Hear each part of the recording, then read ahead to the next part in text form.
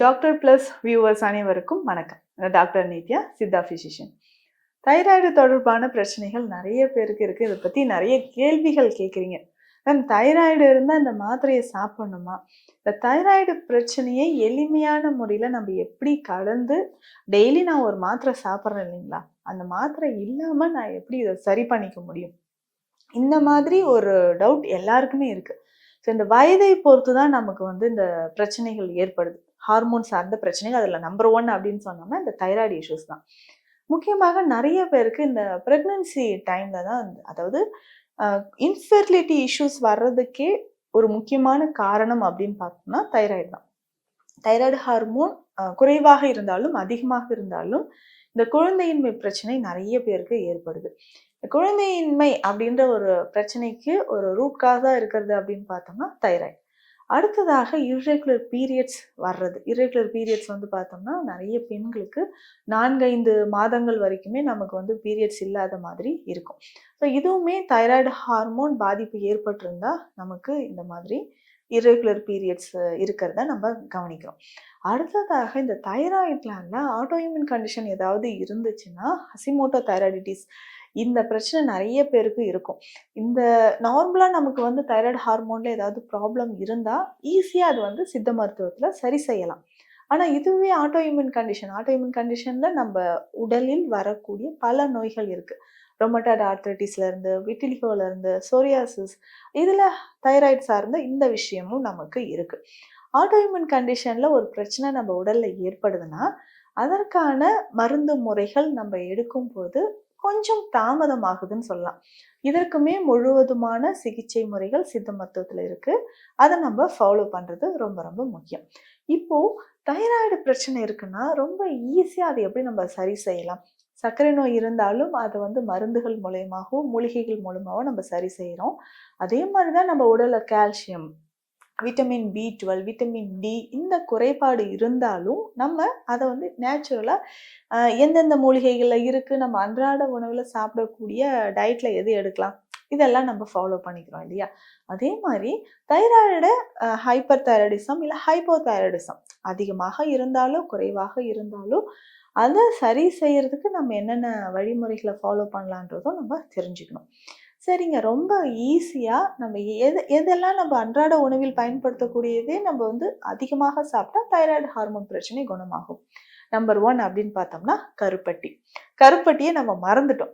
இந்த கருப்பட்டியை பெண்கள் எப்போ மறந்தமோ அன்றைக்கு தான் நமக்கு நிறைய பிரச்சனைகள், கர்ப்பப்பை பிரச்சனையிலேருந்து, யுட்ரஸ் ரிலேட்டடாக இருக்கக்கூடிய ப்ராப்ளம்லேருந்து, இரெகுலர் பீரியட்ஸ்லேருந்து, தைராய்டு பிரச்சனையிலேருந்து நமக்கு வருது கருப்பட்டி.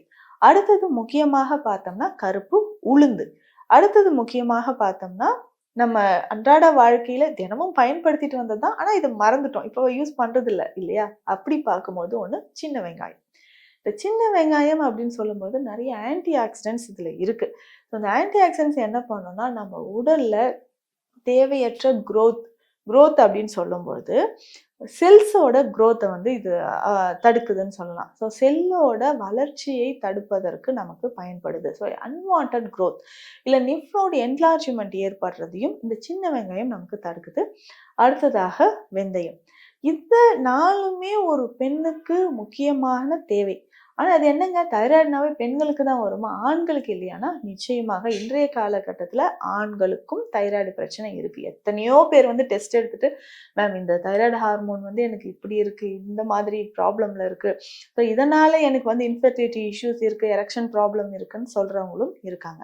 அப்போது இந்த தைராய்டு ஹார்மோனை எளிமையாக நம்ம கையாள்வது எப்படின்னு பார்த்தோம்னா, இப்போ நான் சொன்ன இந்த 4 விஷயங்களை தொடர்ந்து நம்ம லைஃப்பில் ஃபாலோ பண்ணிட்டு வந்தாலே ஒரு நல்ல முன்னேற்றம், மாற்றம் அப்படின்றது நமக்கு கிடைக்க ஆரம்பிக்கும். சரி, இப்போ நம்ம வேற என்னென்ன ஃபாலோ பண்ணலாம் அப்படின்னு கேட்டிங்கன்னா, இப்போ நான் முன்னரே சொன்ன மாதிரி இந்த கருப்பட்டி, தினமுமே இந்த கருப்பட்டி ஏதாவது ஒரு வகையில் நம்ம சாப்பிடணும். ஒன்று கருப்பட்டியை நல்லா கொதிக்க வச்சு அது கருப்பட்டி காஃபி மாதிரியோ சில மூலிகைகள் அதில் சேர்த்து, அதாவது தனியா, மிளகு, சீரகம், சுக்கு, திப்பிலி, இது எல்லாமே சேர்த்து கருப்பட்டி காஃபி மாதிரி குடிக்கலாம். இல்ல நம்ம களி வகைகள் செய்யும்போது, உளுந்தங்களி, வெந்தயங்களிலாம் செய்யும்போது கருப்பட்டிய பயன்படுத்தி நம்ம எடுத்துக்கலாம். ஸோ இத மாதிரி நம்ம கருப்பட்டிய சாப்பிட்டுட்டு வரும்போது, தைராய்டு பிரச்சனைக்கு அது வந்து ஒரு நிரந்தரமான ஒரு தீர்வ வந்து நமக்கு தருதுன்னு சொல்லலாம். அதற்கு அடுத்து முக்கியமானதாக பார்த்தோம் அப்படின்னா, வேறு என்ன நம்ம சொன்னது? கருப்பு உளுந்து. கருப்பு உளுந்த பொறுத்தவரைக்கும் உடல்ல புரோட்டீன் மற்றும் விட்டமின் டிய வந்து அதிகமா நம்ம உடலுக்கு குடுக்குது. விட்டமின் டின்னு சொல்லும்போது நம்ம சன்லைட்ல இருந்து அந்த சோர்ஸ் கிடைக்குது. பட் இந்த கால்சியம், விட்டமின் டி டிஃபிஷியன்சிய வந்து கிளியர் பண்றதுக்கு கருப்பு உளுந்து நமக்கு ரொம்ப ரொம்ப சிறந்தது. அத நம்ம ஃபாலோ பண்ணிக்கலாம். அதற்கு அடுத்ததாக அப்படின்னு பார்த்தோம்னா, நேச்சுரலா நம்ம வெந்தயம் உணவில் அடிக்கடி சேர்த்துக்கணும். வெந்தயத்தோட சேர்த்து நல்லெண்ணெய். இதையும் நம்ம ஃபாலோ பண்ணணும். அடுத்து நான் முக்கியமான சொன்னது என்னன்னா, சின்ன வெங்காயம். இந்த சின்ன வெங்காயம் பயன்படுத்தும் பொழுது என்னன்னா, இந்த சின்ன வெங்காயம், கருப்பட்டி சேர்த்து ஒரு ஹோம் ரெமெடி மாரி நம்ம பயன்படுத்தணும்னா, தைராய்டு சார்ந்த பிரச்சனை முற்றிலுமாக குணமாகுது. எப்படி செய்யலாம் அப்படின்னா, இந்த சின்ன வெங்காயத்தோட சாறு நம்ம எடுத்துக்கணும். கருப்பட்டிய வந்து நம்ம தண்ணீர் விட்டு பாகு மாதிரி காய்ச்சணும். இந்த பாகுல சின்ன வெங்காய சாறு வந்து அதுல விட்டு கலந்துக்கிட்டே வரணும். இப்போ சின்ன வெங்காய சாறு அதுல விட்டு கலக்கும்பொழுது, அது நல்லா திக்கா ஒரு சிரப் மாதிரி நமக்கு கிடைக்கும். அந்த சிரப் மாதிரி கிடைக்கும்போது, நம்ம அத எடுத்து சாப்பிடும்போது, இது எந்த அளவுக்கு எடுக்கலாம் அப்படின்னா, இந்த சின்ன வெங்காயமும், கருப்பட்டியும் சேர்த்து, அந்த சாரோட சேர்த்து, நம்ம இந்த சிரப் மாதிரி காலையிலயும், அ இரவு இல்லன்னா ஈவினிங் டைம்ல ஒரு 10, 10 எம்எல் தொடர்ந்து தைராய்டு நோயால் பாதிக்கப்பட்டவங்கங்க, தைராய்டு ஹார்மோன் பிரச்சனையினால பாதிப்பு ஏற்பட்டிருக்கிறவர்கள் நிச்சயமாக இத குடிக்கலாம். இத தாண்டி பல வருஷமா நம்ம கிளினிக்ல தைராய்டு இஷ்யூஸ்க்கு, தைராய்டு சார்ந்த பிரச்சனைக்கு நெறைய ட்ரீட்மெண்ட் நம்ம குடுத்துட்ருக்கோம். ஸோ இதனால நமக்கு இன்ஃபெர்டிலிட்டி இஷ்யூஸ் இருக்கா? இல்ல நமக்கு இர்ரெகுலர் பீரியட்ஸ் இருக்கா? அதற்கு ஏற்ற சிகிச்சைகள நம்ம குடுத்துக்கிட்டே இருக்கிறோம். இப்போ ஒரு சிலருக்கு தைராய்டு கிளாண்ட்ல வீக்கம் இருக்கும். தைராய்டு நோடியூல்ஸ் வந்து ஃபார்ம் ஆகுறத நம்ம பார்க்குறோம். அந்த மாதிரி நோடியூல்ஸ் ஃபார்ம் ஆகி இருந்தாலும், தைராய்டு கிளாண்ட்ல வீக்கம் இருந்தாலும், நம்ம இத இந்த சின்ன வெங்காயமும், கருப்பட்டியும் சேர்ந்த சிரப் எடுக்கலாம். அதற்கேற்ற சித்த மருந்துகளும் நம்ம குடுத்துட்ருக்குறோம்.